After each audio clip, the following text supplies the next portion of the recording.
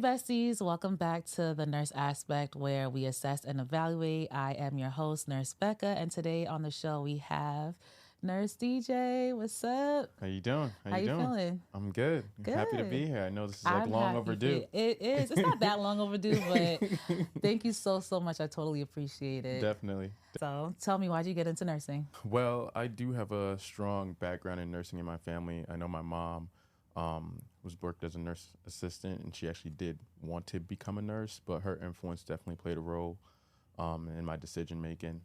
I also know that, ironically, I knew I wanted to be in the medical field. Okay. But I didn't know what exactly I wanted to be. Like, I always had a list of three, and it was like a physical therapist, radiology tech, or nurse. Oh, wow. Okay. Physical therapy and radiology tech, because when I was younger, I kept breaking bones, so I was always in the office anyway. Clumsy? So I was like, yo, I might as well be here since I'm used to the machines y'all using every day. So, but then I also looked at nursing, and I was like, nursing is a lot more well-rounded. There's no cap. There's no ceiling in nursing. Yeah. Like, you can branch out into any industry if you'd like. So that's why I ended up going with nursing too. Okay. Because I knew I'd be making an impact, and then on top of that, I wouldn't be limited as to like what I'll be able to do. Okay. Yeah. So like when you started, like where did you start? What was your specialty? So starting out, it's hard to get what you really want. Woo, that's a word. It's a word. It's a word. Okay. It's hard to get what you really want. Oh, it's okay. Okay, let's back it up. What did you really want first? So what I thought I really wanted, I thought I really wanted to go into the ICU. Okay. And just because I don't know if it's because I watched too much TV shows and I thought it was like all that excitement was there and everything, but I wanted to be there for that. And I feel like in ICU, you actually, I feel like you see it right then and there when you're making a difference, because it's amazing to see a patient go from ICU and you watch them slowly get back to like the floor, like improving wise. Yeah. And it's like, wow, like I was a part of that transition, Right. you know? So I always looked at it like that. ED, I kind of wanted to do that too. But I also was skeptical of the like chaoticness that being I the feel ED. like, the ED, I used to want to go into the ED too. I used to be like, oh, like I want to go into either the ED or the OR. And then I started working in the hospital, and I was like, you know what? And it also depends on where you work. If you work in like a smaller hospital, the ED is really manageable. Yeah. But if you're at a big name dogs. hospital, like you're in the bowels of the hospital. Yeah. Like this is literal hell. Like, Yeah. Welcome to hell. Exactly. So, but yeah, like you don't get what you really want coming out. So, you know, most nurses come out as a new grad, they end up going into a regular med-surg unit. Right. And I actually grew to appreciate that, because I was on a med-surg tele unit with a backup of stroke. Okay. So, wow. Yikes. My interest for cardiac grew, because I just got used to that. I did med-surg tele too, but I was not on a stroke unit. But yes, I also seem like I love the cardiac side of things. And I got a chance to like learn and see how, like, you know, with the CHF and all that, and just see that physical presence of how that, you know, may change a person's outcome versus, and that, like that transition of getting them better, the fluids, all that. It was very, because in school, like reading it can be confusing. Yes, you know. it can. But then as a nurse, when you get into the field and you're seeing the doctor's orders going, and I got the opportunity to actually question the doctors for like why they would do certain things. So it helped the reasoning. It helped make everything make sense a little bit more. So I grew to appreciate that. And also on top of that, I knew that I wanted to be a travel nurse already. Okay. Like before I graduated school and everything. So I was just like, I knew I want to do that. And then I'm in my career, first year or so, I'm speaking with some of the older nurses, and they're like, yeah, you should definitely do travel nursing. I mean, you may not be able to do it like within your first year, but like after your first year or your second year or so, you should be able to go ahead and look at agencies and just, you know, go wherever you want to go. And of course, my second year. COVID? It's COVID.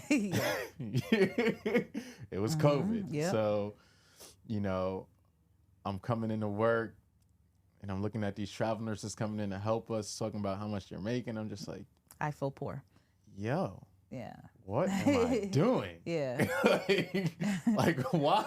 Yeah, Why am I getting just this Yeah. for all this hard work we're putting in, like walking into the unknown. Like we're doing the same thing, like, and our pays are different. Drastically. Yeah. Like you're in a whole nother tax bracket right now. So it was nice speaking with those travel nurses and all that. I eventually went through the whole 2020 staying as staff. Okay. Fought through it, and then at the end of 2020, I was like, all right, I'm done. Mm-hmm. Started to 2021, I started traveling, and first place I went was California because I knew I wanted to go there. Everybody talks about Cali. Like it's a nurse's heaven over there, so I'm just like, and is it? I gotta see if this is real, and it's real. Like it is seriously like amazing, and I'm sure maybe it also depends on the hospitals, but I think they just have a very strong foundation for protecting their nurses there. Yeah. Like, for example, I'd be working over there and it was so funny.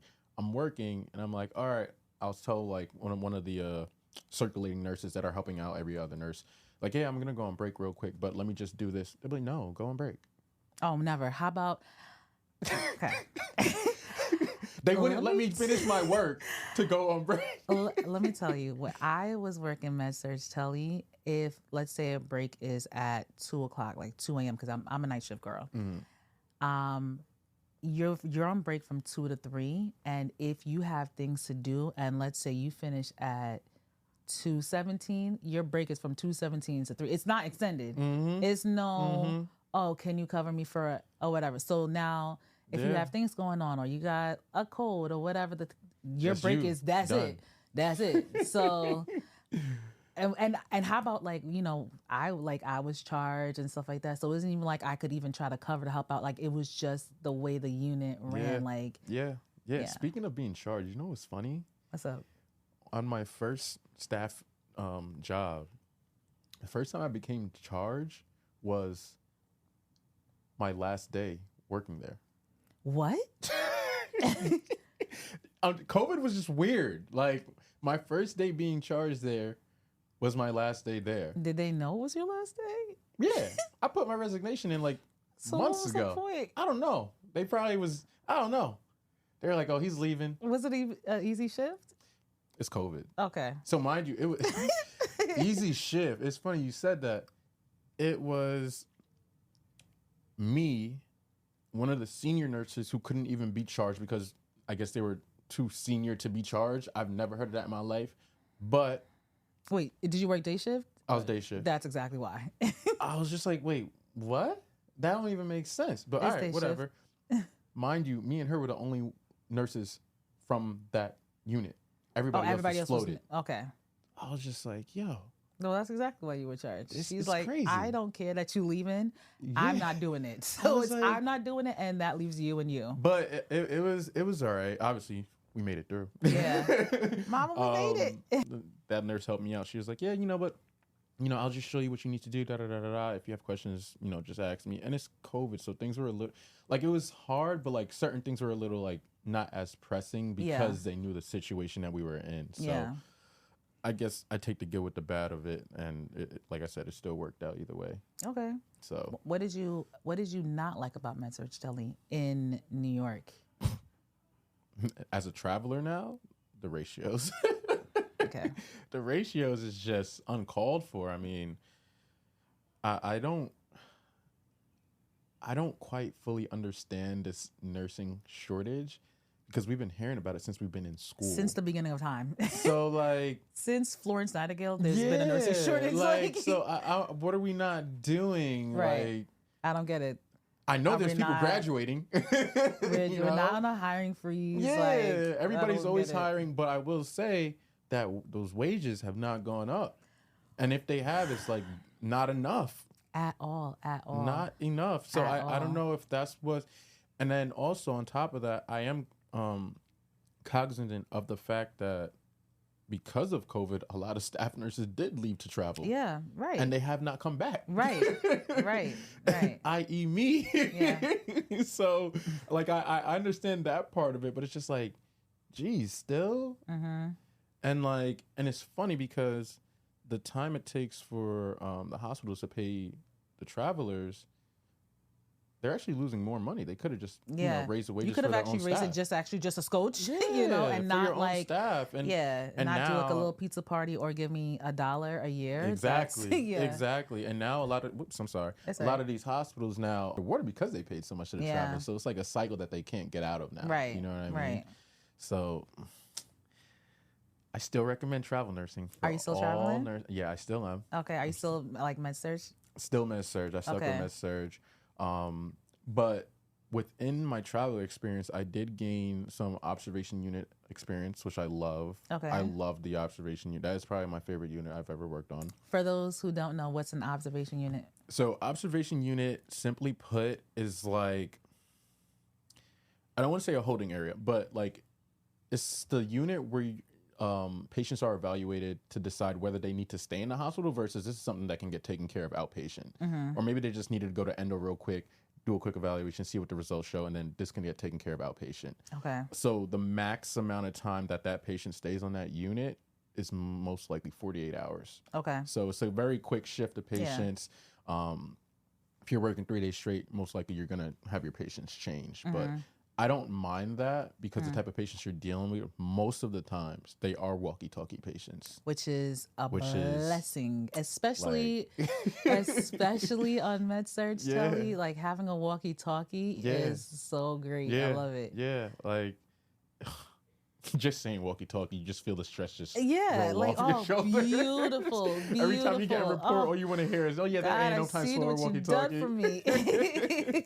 It's amazing hearing that. And so I think that's why that's my favorite unit. And also that unit specifically was also tele heavy too.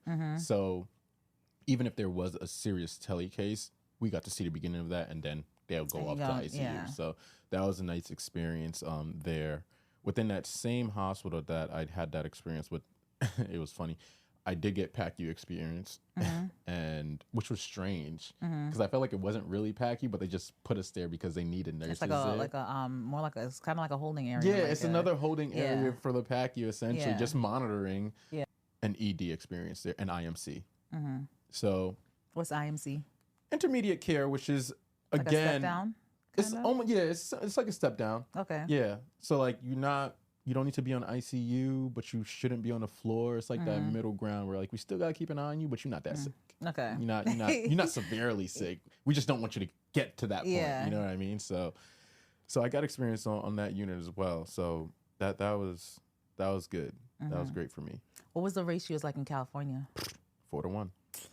Sometimes I had the whole day. Sometimes I had the whole day 3-1. That's crazy. Yeah. Because it's like 7-1. Yeah. So I know there's some med-surg tele units where it's like 8. Yeah. It's crazy. When I left New York, I think we were steady. We were happy to have 6. Yeah. See, I feel like 6 is a dream. Yeah. Like that's crazy. And that's wild to think because it's like, are you really providing quality care? Right. You know what I mean? You're being torn in a million directions. Yeah. And I actually got to see the difference and like feel the difference of like, oh, I actually feel like I'm connecting with this patient when I have four patients only, as opposed to when I had 6, 7. It's just like I feel like I'm just a drug pusher at that point. You know what I mean? I'm literally just trying to keep you alive, and that's all I got for you. Exactly. You know. So, but that is a main reason too why I do highly recommend travel nursing, just to get a chance to see like those different ratios, just to see how those hospitals operate. It helps make you more well-rounded. It helps you, I guess, gel better with patients regardless of where they're from, because you've seen patients from all over the world at that point. You know what I mean? So highly, if I can't say it enough, highly recommend travel nursing for any new grad that's coming out. Get your experience, do your 1-2 years, and after that, get out of there. You know what I mean? And it also gives you a chance to see like where you'd like to live. That's the other half of it. You know what I mean? Like specifically when I was in California, and I think California only because of how the scenery out there, it didn't even feel like I was working half the time. When I tell you, I love Cali like so much, to the point where if I have a vacation and I don't have anywhere to go, it's California. Yeah, it's California. I'm not even like I'm at least booking a trip to Cali because I love it so much. The vibe out there, the scenery is just like, it's just chill vibes. Yeah, like you wait. Oh man, like, I don't even know how to explain that feeling of like, first of all, you're off.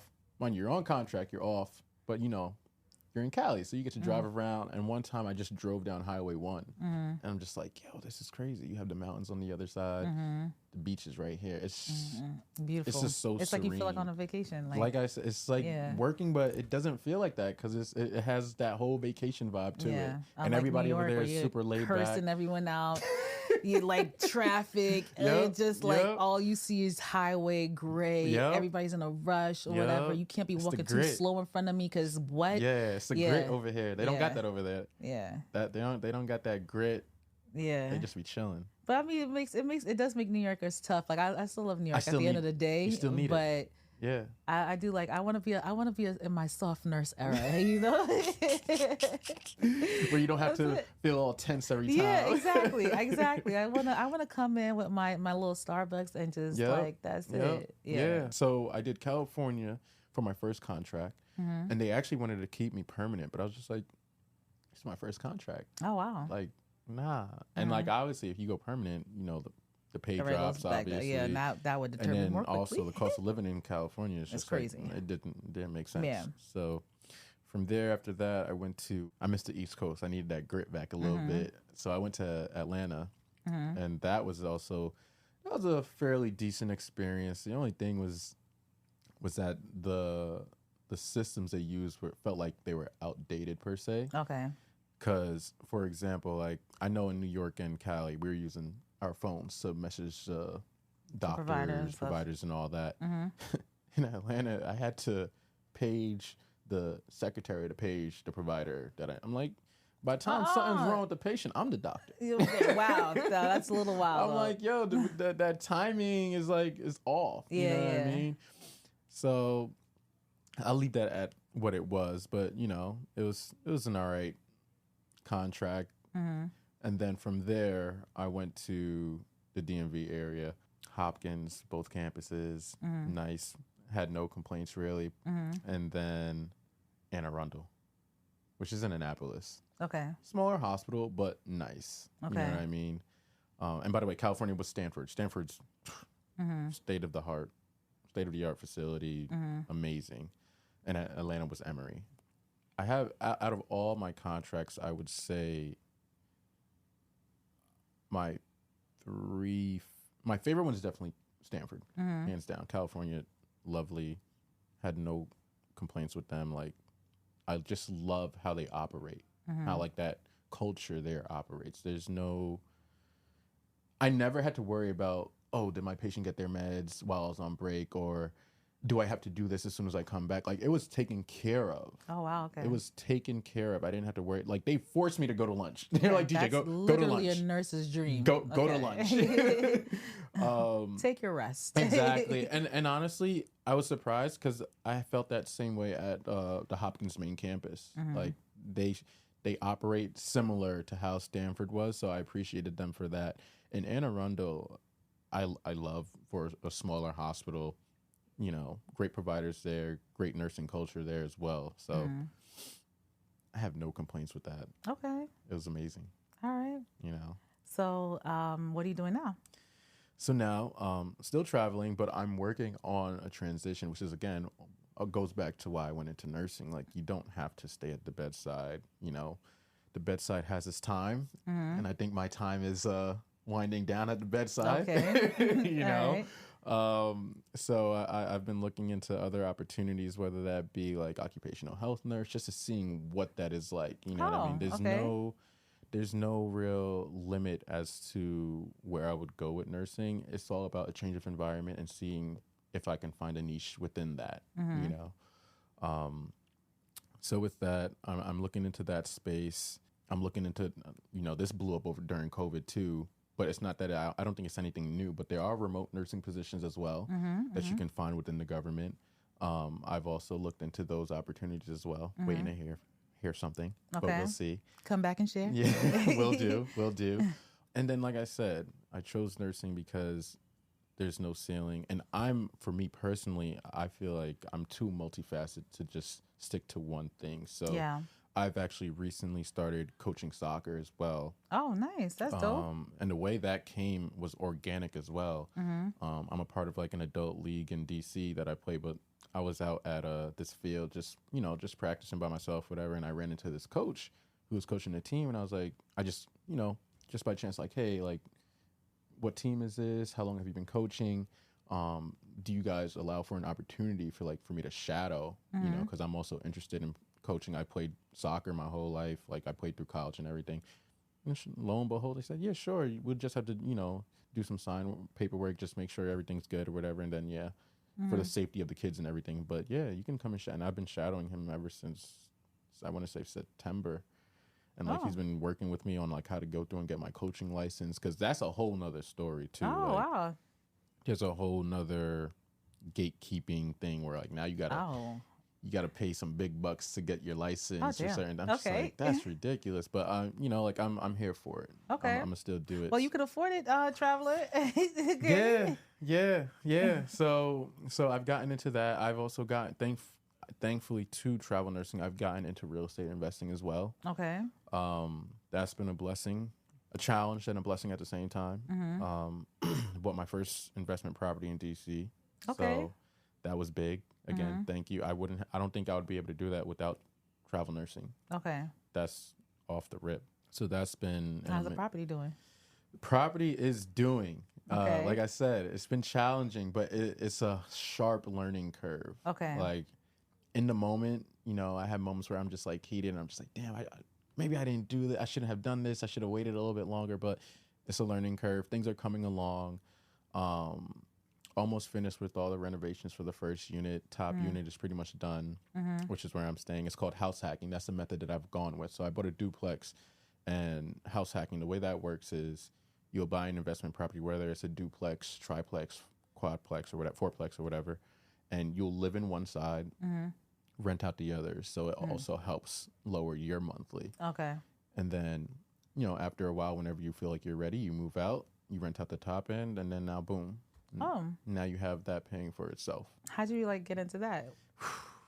This is years in the making. Okay. So this whole I feel like this whole financial literacy journey for me started probably when I was 22, 23, or essentially, I guess you could say right when I graduated college, because as a college graduate, all you can think about is the debt that you got. I'm just like, what am I about to do? Just say less, because I feel like you're screaming at me. Okay, just say less.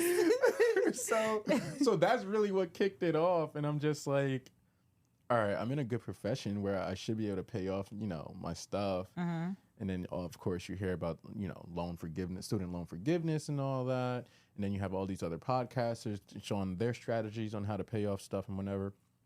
My main strategy was Dave Ramsey. Like, I credit me paying off my student debt to Dave Ramsey. Okay. Hands down. I read his books. I was religiously listening to his podcast, driving to work every morning. And once I graduated and I was working, I just chipped away at it. And thankfully, I took care of all of that before COVID. Oh, wow. Okay. Literally, it was weird. I had a moment to celebrate, and then COVID happened. I was debt free, and then boom, COVID. I was like, wow, okay, cool. So, in terms of financially, that's how that started. And then from there, I personally feel like that's where Dave Ramsey is best at, helping you get out of debt. But after that, you can start looking to other avenues when it comes to how to invest, how to go about real estate, especially being, not somebody that comes from money. It's hard to get into real estate. Most people who are in real estate probably had cash to get in, and you need cash, really. I think you need cash. Now that I'm in it, it helps to have cash going in. But if not, that doesn't mean that you can't get in. So I've gone through a myriad of podcasts about investing. I looked at Bigger Pockets podcast or something like that. They were good with real estate advice. Okay. Investing advice. I don't even remember where I started with the whole investing advice, in the stock market. But I know that by the end of 2020, I started listening to EYL, Earn Your Leisure. And that's hosted by Troy Rashad. And they also have Ian Dunlap. They do their Market Mondays. Every Monday, they have a show where they go over investing. Once I locked in on them, I stopped listening to like multiple different podcasts because I feel like when you listen to too many different outlets, you get analysis paralysis. Yeah. And you don't know who to believe, which strategy works, what to do, da da da da da. Yeah. So I found that group, and I feel like they resonated with me and my community. And I was like, all right, cool.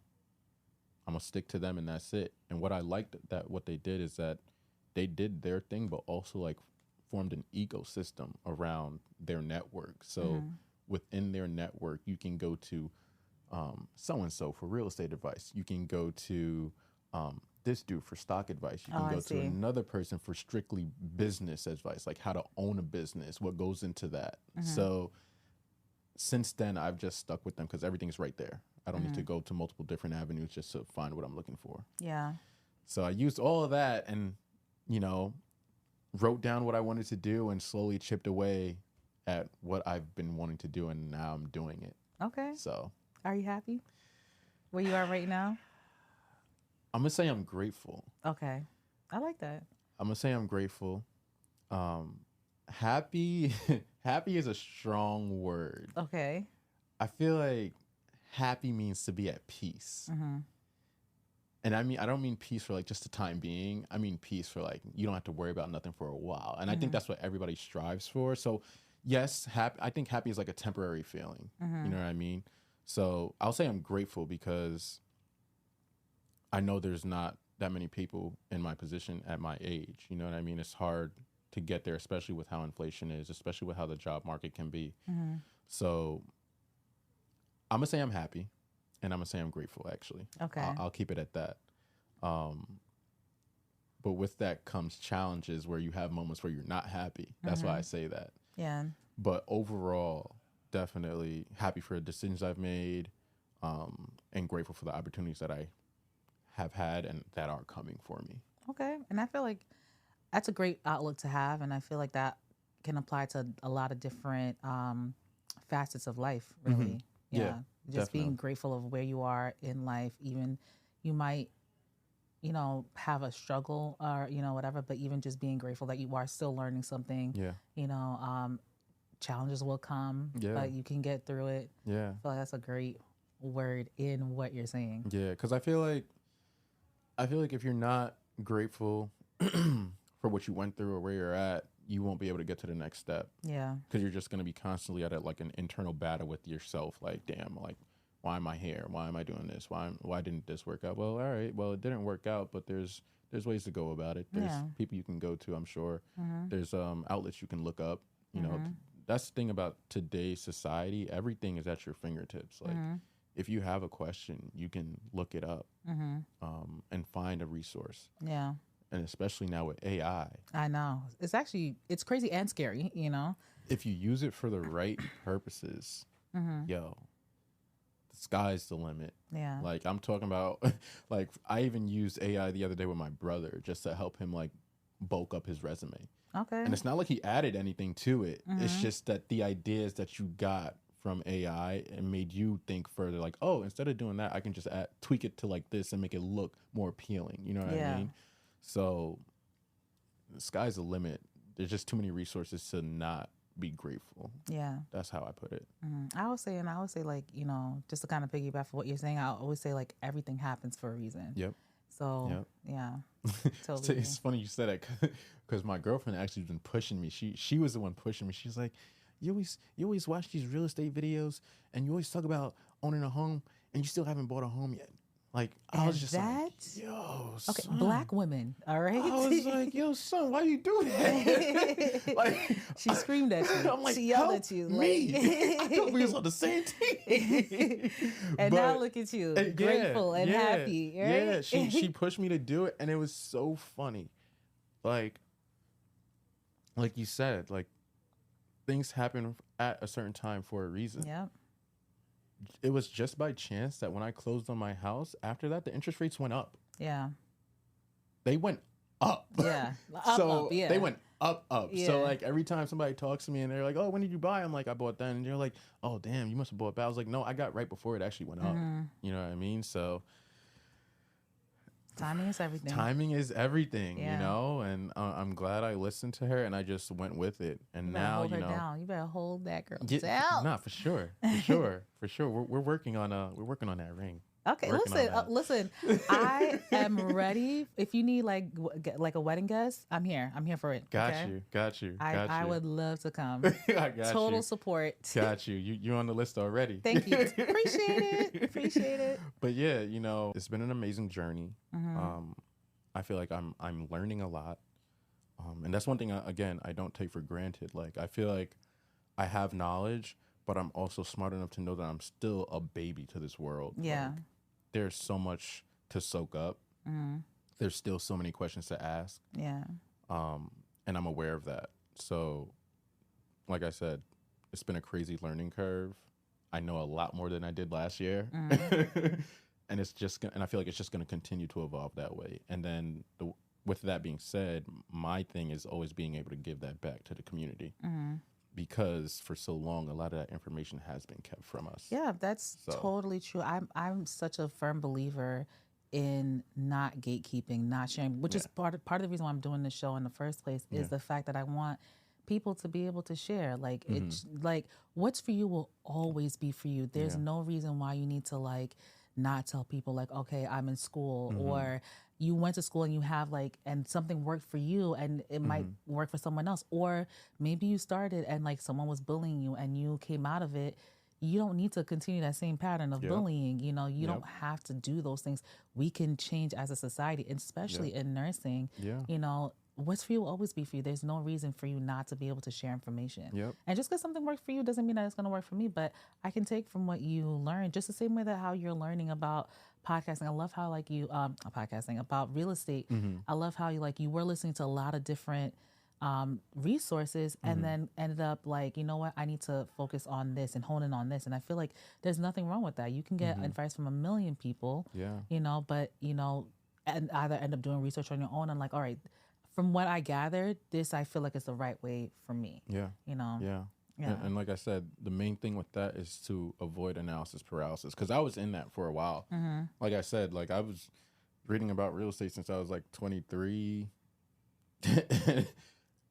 Like before the rates were like 3% in 2020. I was like, I could have done it then. Like I should have done it then, but there's no such thing as like you should have or you could have. It's just you did it when you were ready. Even if you weren't ready, you know what I mean? You just did it at that time. That felt right for a reason. So yeah, that's really, what do we say? We said outside of nursing, it's real estate, soccer, and I'm also obviously investing in part of an investment group too. It's just family oriented right now. But I don't know if I should say it right now, but there may be opportunities in the future for me to be a part of an investment group that reaches a bigger audience. So well, come back and share. I will. We could take it offline and share. Okay. I'm not sure if I'm ready to like get that out yet. But that's fine. We ain't gonna gatekeep. We ain't gonna gatekeep though. But like speaking of gatekeeping, like that's the type of stuff I'm into. So like, you know, with the family oriented investing group that I'm a part of with my partner's family and everything, you know, we're there to help out the family understand investing on a basic, simple level. You know what I mean? And obviously that money is for the family to grow and, you know, pass that on, whatever the case may be. And that being able to share that knowledge also teaches me the fact that whatever knowledge that I've picked up, I'm actually utilizing it in the right way. It helps me know that I actually learned that information the right way to even be able to give it back. You know what I mean? So I'm looking forward to that opportunity to reaching that bigger audience. Like I said, maybe we'll pull up another episode and talk about and that once we get there. You're always welcome. You're always welcome. So that is, it looks like that's going to be a part of my next chapter so far in my life. So, do you ever see yourself doing anything else in nursing? Anything else in nursing? In the hospital? Doesn't have to be in hospital. Anything. It could be like, would you ever go back to school? Like, would you ever like just change specialties? So, would you ever want to settle down and be like, all right, this is it, and I'm not gonna do a local contract. I'm gonna stay as staff. So, the thing with nursing is that once you become a nurse, you don't ever really want to give that up because I can't speak for all nurses, but there must have been a reason why you went in, because it's not easy to graduate. Yeah, it's not easy to stick that through. It's not. Like that first semester, they really try to weed you out. Like it's a vigorous course, and they really try to weed you out. So there must have been something inside of you that said, you know what, I don't care if I fail. I'm gonna make sure I don't fail again. Yeah. And that's another thing to like anybody who's thinking about being a nurse, or any nurse that has failed that are currently in college. There's millions of nurses that have failed the course. Millions. You know what I mean? Just because you failed. I was one of them too. Okay. I was one of them too. Like, you can fail a course, but if you really feel like that's for you, you're gonna stick it through and you're gonna get to the finish line. Yeah. That's how I view it. All that to say, would I go back to school for nursing? As of right now, I would say no. Okay. Only because I don't feel it's worth it for me right now to go back into debt for that, especially with the knowledge that I know now of how to make money. Yeah. And on top of that,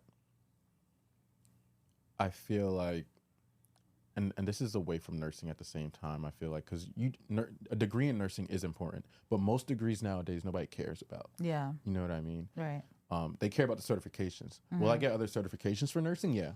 I'll be quicker to do certifications for nursing than I would be to go back to school. Okay. And that's real. I'll put it like that. Yeah. Because people care about your actual skills and the actual degree. Yeah. You know? And that cost is just ridiculous. It is. It is ridiculous. Astronomical.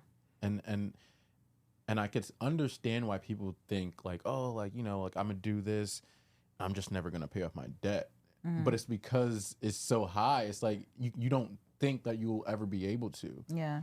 So, and the fact that I've done it again, it's just like, all right, I did it, but I don't want to do it again. Yeah. Like, you know what I mean? Add enough of that. Yeah, like I'll go into debt for something that's appreciating, though. I'll tell you that. Okay, you know and what I mean? that's real. So I love that. like, if you have a home, that's fine. It's an investment property, that's fine. But my thing is that once you've gotten yourself into like a mode, I should say, or like a circle of like understanding how to make money or make money work for you, that desire to go back to school kind of fades away. You're preaching to the choir. You're actually, I mean, to others out there, great. You know, whatever. Great. Like, I don't mind. Like, if you want to go back to school, a level that I'm understanding you. We here. We right here, okay? Because like, honestly, I'll tell you what the light switch was.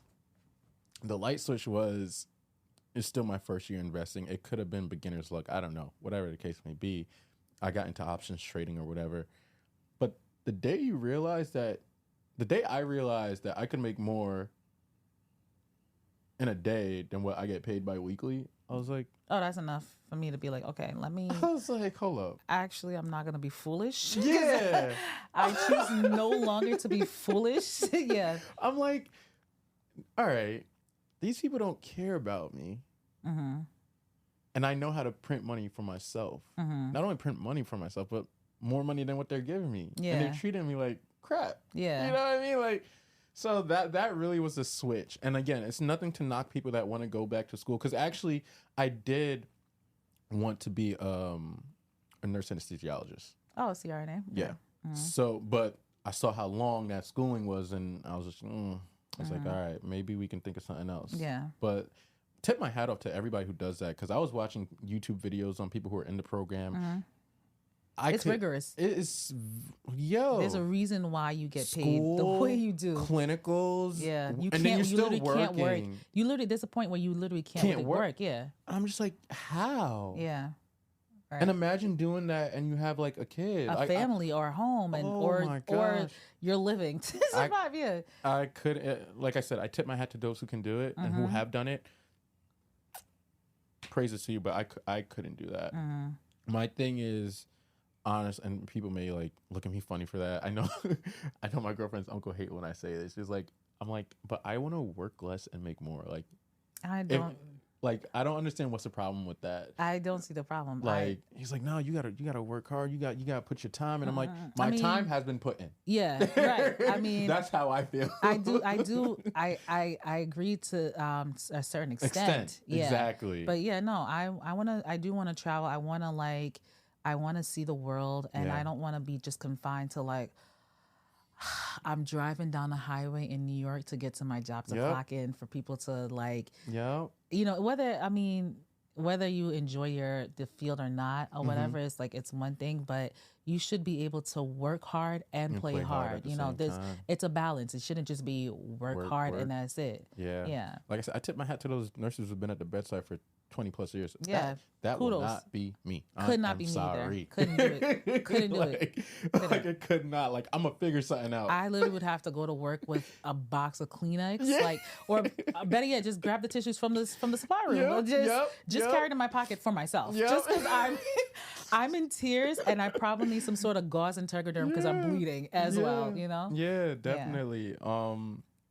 And another thing I will say too, just to add on to this whole nursing journey, especially being a nurse who's seen what nursing was like before COVID and through COVID and after COVID, therapy is crucial. Ooh.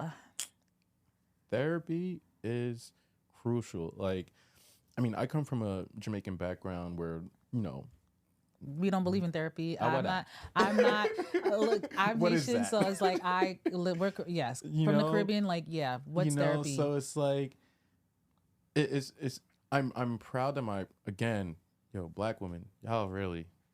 My girl pushed me to go to therapy. I'll just say for the Black women out there, you're welcome.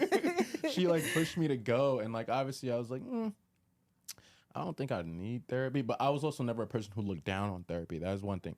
I was never a person to look down on therapy. I just felt like it wasn't something I needed. Yeah. Until I went into it and I was like, wow, this is actually helpful. Yeah. To be able to just release things that are in your head. Nurses as a whole, especially those who went through COVID, that's a traumatizing year. Yeah. That felt like it never ended, partially still going on. Yeah. You know what I mean? Right. So therapy is crucial. I think if you're a nurse or have been a nurse and has gone through COVID and have not seen a therapist, I think you really should. For new grads too, who graduated during COVID and are now into the field, I think you should go to therapy too, because Lord knows the training that you guys got during COVID was not what you needed to be a nurse. I honestly don't even think that it's just COVID.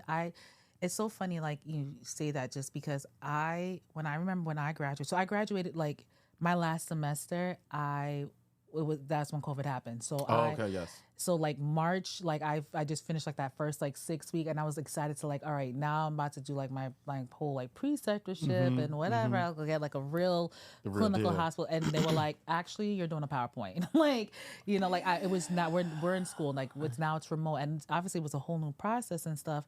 But I will say, even aside from that, just even thinking about the clinical experience I had prior to COVID. That's what I was gonna say. It's not the same. Yeah. It's not the same. Like, even though I was in the hospital, even though we were there from like 7 to 3, which is still not a 7 to 7 shift, it's completely different. I would look at students like even now, and I'm like, and what's funny? You're not a part of the 2020 that I'm talking about though, because you still got the experience. Yeah. You still got the clinical experience. I'm talking about those who didn't get the experience at all. They were just in the sim lab and class. But I guess what I'm trying to say is that I see what you mean. Like, there is a difference. I just feel like at the end of the day, you don't know what it's like to be a nurse until you're actually working. Like, until you're actually clocking in. Yeah. Because the hospital experience or wherever you're at, like if you go to like a nursing home, if you go to like a psych facility, whatever it is,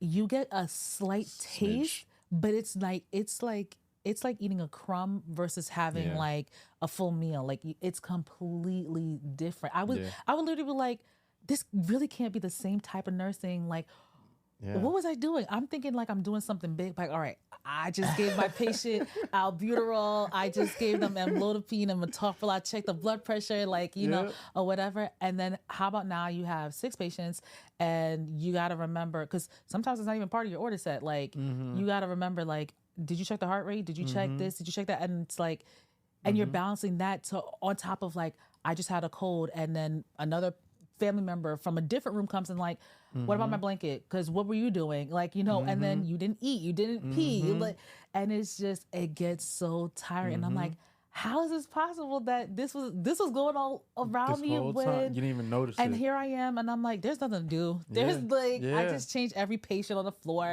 and gave one med, and there's nothing to do. Like nurses got to be easy. How about the biggest lie? Biggest lie. So I'm like, so school prepared you for the boards. It's really the boards that they prepared you for. The boards. Your first year of nursing prepares you for nursing. Right, exactly. That's your preparation. Actually, once you're actually there. Once you get your parking pass and your badge, that's when it starts. Deal. Yeah, exactly. And I always tell, like, even when students come in, like, I'm super blunt. I am not the nurse that's like, oh, well, yeah, you know, nah.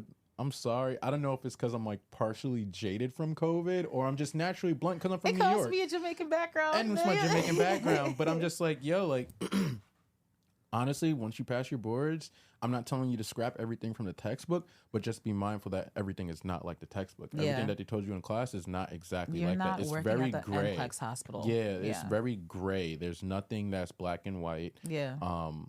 You're gonna see some things that you're like, wait, I thought we couldn't do this. Well, you're here now. This is what we do. You know, that's a whole fact. It's a whole nother world. It's a beast. Yeah. And but don't get it wrong. It's not like school did you a disservice. It's just that this is just a reality. Yeah. You know? Right. And things change. So it is what it is. So nursing is just one big. You know what's so funny? This just reminds me of the time when I remember like going through nursing school.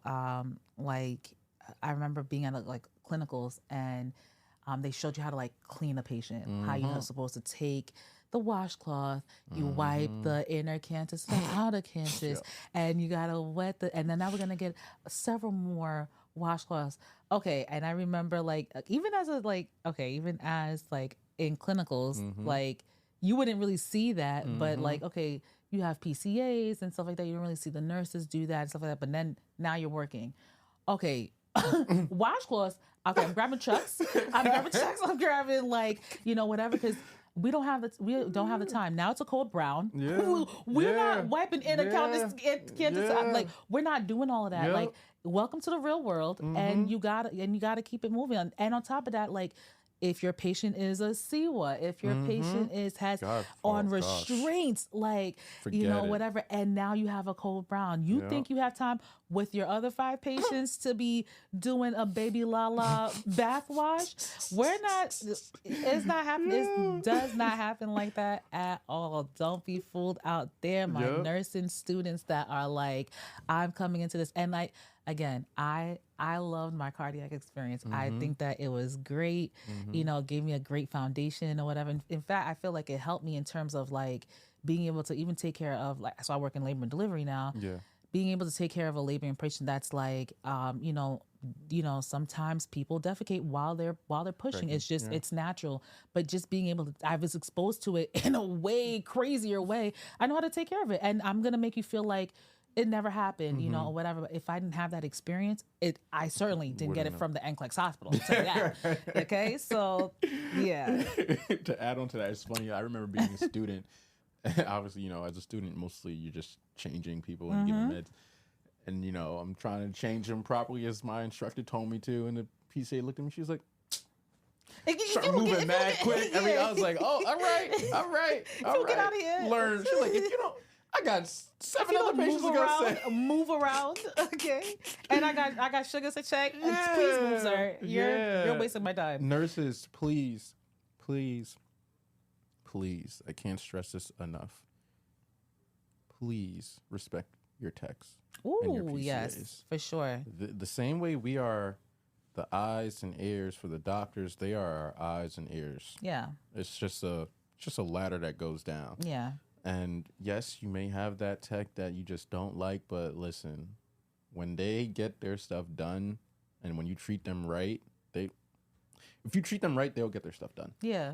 That's how I viewed it. Yeah. And obviously if they don't, then that's just a whole nother situation. Yeah, it's totally different. But I totally agree. There's so many times like you'll have your PCA that like honestly is more knowledgeable than you at times. Yeah. You know, like especially those the veteran PCAs. The veteran ones. They don't even. It's not even like you never want to go in and be like, okay, you know, I have my degree. Okay, why didn't you go back to school? I have my degree. Like, never, ever, ever going with that attitude. Like, you don't know what people are going through or whatever the case is. Even if they want to just simply stop here, this is their job, and you have to work together. Nursing is collaborative. So there's no way that you can make it without your PCA. Now, not to say that you're like, you know, because they're always about like, you know, especially on NCLEX, delegating, you know, whatever.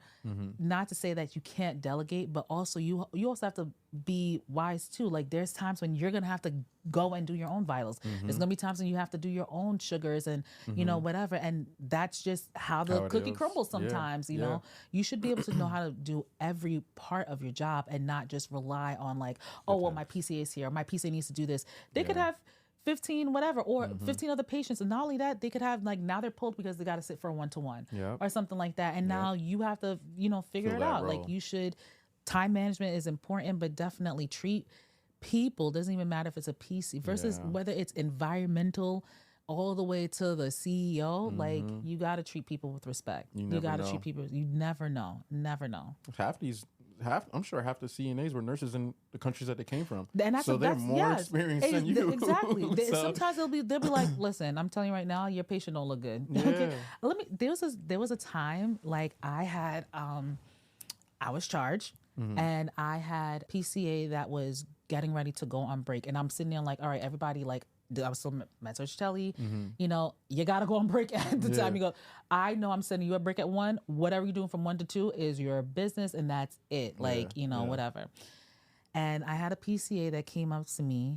It was literally like 12:58. And I had just told a nurse, I'm like, listen, you two are breaking each other. Like, you other two are breaking each other or whatever. She comes up to me. She's like, your patient doesn't look good. And I'm like, what do you mean my patient don't look good? Like, what's going on? She was like, does he sleep with his eyes open? And I'm like, what? She's like, does he sleep with his eyes open? And I'm like, no. I run to the room. It's a cold, like cold blue. Like he was like in PA, like, you know, or whatever. The reason I say this is that she actually went and checked on the patients before she went and sat for her the 1-to-1 break.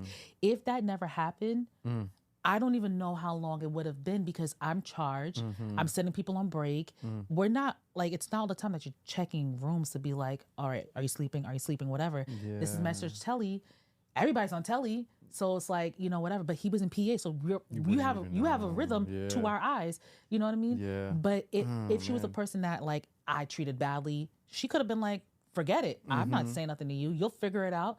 That happens, you know? Yeah, sadly, it does happen though. You have to treat people with respect. You literally never know when someone is going to you need them to have your back. You don't even know when you're going to be like, you know, someone else is going to have to, It's least expected. So it's just like, it was crazy. That's crazy. That's scary. Yo, and things like that happen all the time. All the time.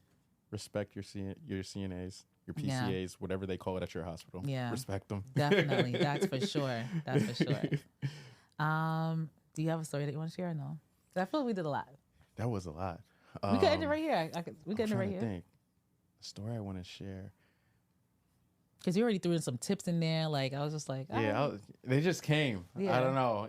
I think that in itself was a story. I think it's all about like, for me, I feel like it's more about the message that you leave, really. Yeah. So I think with like everything that was shared, it's about one, giving back to your community, and also still being a student of life. Like the day that you know everything should be the day that you're essentially dead. That's how I view things. Like, what does Socrates say? Isn't that Socrates I think thing? Like, that is, you know, he who knows everything knows nothing. Yeah. Something like that. Yep. So like, just continuing to learn, take everything in, soak it up like a kid, just sponge. Just soak up everything that you can, and then utilize that. And when you get to a point where you feel like you've mastered it, you teach that back just to make sure you have mastered it. Yeah. I think that's really my story. I feel like that was my story from 23 till now. I love it. 23 till now. I loved every part of this. So this next chapter, I feel like, is me more so now getting into that like teaching phase and giving back what I have picked up these past 6 years or so. Okay. I feel like I'm at that point in my life now. All right. Well, So like I said, you're more than welcome to come back on the show. You're our new bestie. Thank you. This was great. This was great. This was a really nice great. vibe. Everything's organic. It was nice. See, I don't care how big or small I am. You're always welcome. Appreciate it. Likewise here on my end as well. If you need any investing tips. Oh no, we're gonna continue this conversation offline at some point. Okay, whether it's at the wedding, whatever you have. Okay, we're gonna continue this conversation for sure. Got you. And we ain't gonna gatekeep. You know. Got you for sure. Definitely. This is amazing. Thank you. No problem. All right, guys, thank you so much for tuning in to the Nurse Aspect. If you ever want to be part of the show, if you have any questions, comments, concerns, hit me up at thenurseaspect@gmail.com. Like, follow, subscribe. We are on all the platforms. You know what it is. It's a vibe. Deuces.